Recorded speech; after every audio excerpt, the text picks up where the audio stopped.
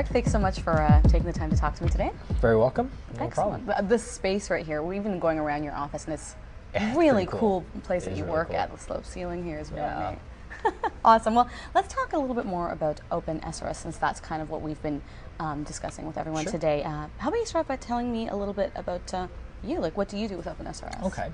I manage a dedicated team. They're responsible for abuse and security around the services that we provide to our customers. Okay. We're also responsible for corporate security, and we spend most of our time dealing with messaging abuse like spam.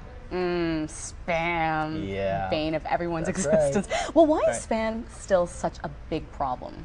Well, it really comes down to the, I guess, fundamental motivator for spam, which is spammers need to make money, right? They make lots of money. They continue to make a lot of money. There are a lot of vendors that are out there that fight spam Right.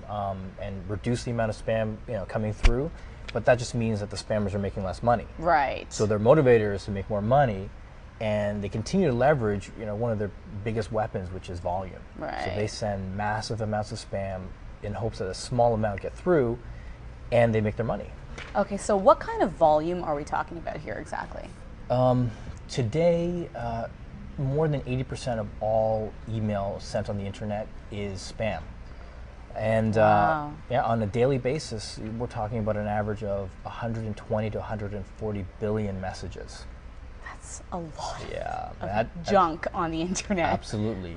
that translates to 1.6 million messages per second. Jeez. Sent. Well, what kind of challenges would you say ISPs have with spam? One of the biggest challenges for ISPs is controlling outbound spam from their own environments. So if you take the difference between an ISP and a corporation, if an employee is spamming within a company, well, you know their phone extension, you know where they sit, you walk right up to their Right. desk and say, Say, hey, "Stop." what are you doing? Stop this, or you're out of here. So you can easily identify these employees because they're your own employees. For an ISP, it's very different because you've got hundreds of thousands of users, you've got millions of users, and you don't know who they are. Yeah, You have no exactly. control over their machines. They're home users, right? Right. There are many ways to obfuscate your identity by, whether it's credit card fraud, signups, or whether they've compromised machines. So that's one of the biggest challenges. If they don't do this well, the most detrimental thing that can happen to an email system is they get blocked. Right. So people log in, they try to send an email, and guess what? You're being blocked all over the internet because you send out too much spam. So how are you working with your resellers to kind of work around these issues? So we've developed tools and automated systems that allow us to monitor and detect and actually control this kind of behavior from coming from our systems. We also have relationships with different ISPs, and they actually provide us with the feedback on the user so we can take that information and action against them. That's good. We are actually members of a group called MOG. It stands for Messaging Anti-Abuse Working Group. And these people the members are other large ISPs and technical gurus that get together to create best practices and standards that actually help us fight messaging abuse. That's good. Being part of that kind of organization also allows us to stay ahead of security issues Right. and sort of see some of the new trends that are happening that these spammers are engaged in. So can you tell me a little bit more about some of the future trends then? Okay. You remember the good old days of the viruses, right? The I love you viruses that Yes. were malicious and just disruptive, right? Well, what's funny is that these viruses, they don't make any money, right? I mean, they're just disruptive, right?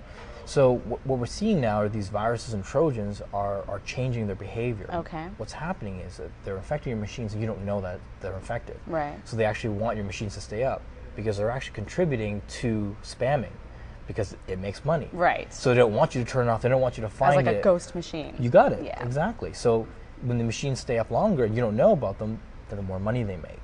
Right? And these machines, today what we call them they're called bots. Right. So this is a big problem with spamming. Another trend that we're seeing is that signature-based and content-based detection of spam is becoming less and less effective. Okay. What we're moving towards more of a behavioral-based, historical and reputation-based detection to identify spam.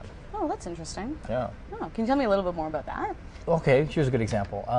How many messages do you send and receive a day? I don't know, dozens and dozens and dozens. Yeah. Okay. So let's say you send 50 or so. Okay? Right. So if I were to look at your historical trend, you'd be like sending about the same every single day. Right, right. 50 or so, maybe a little bit more or less, right? So let's take an example of me. I'm a spammer. Okay. Okay. So I'm a spammer. I don't Hypothetically. Hypothetically. I would never. Okay. Yeah. I wouldn't receive any messages. Right. Because my return to address is fake. Uh-huh. So I don't receive anything. On the sending side, though, I'll send hundreds of thousands of messages. I'll send 1 million messages if I can. Wow. I'll send as many until someone stops me. Right. Right. From a historical base, you look at my history, and it'll be a brand new account, or I'll be completely dormant. Right? So if you think about the reputation compared to you, Right. you look like a regular user. Exactly. I've got a horrible reputation. Okay, great. That was actually quite fascinating. So thank you so much for telling me more Very about welcome. that. You're very welcome.